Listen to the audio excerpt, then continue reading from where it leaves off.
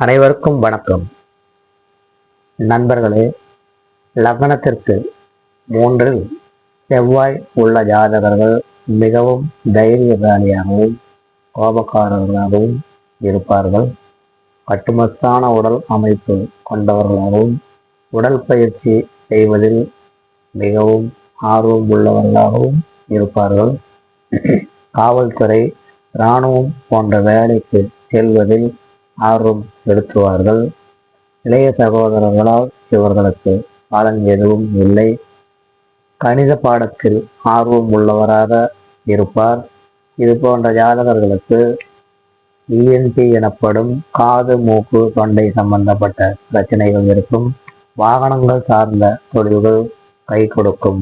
வீட்டிற்கு அருகாமையில் மின்கம்பம், டிரான்ஸ்பார்மர் இருக்கும்.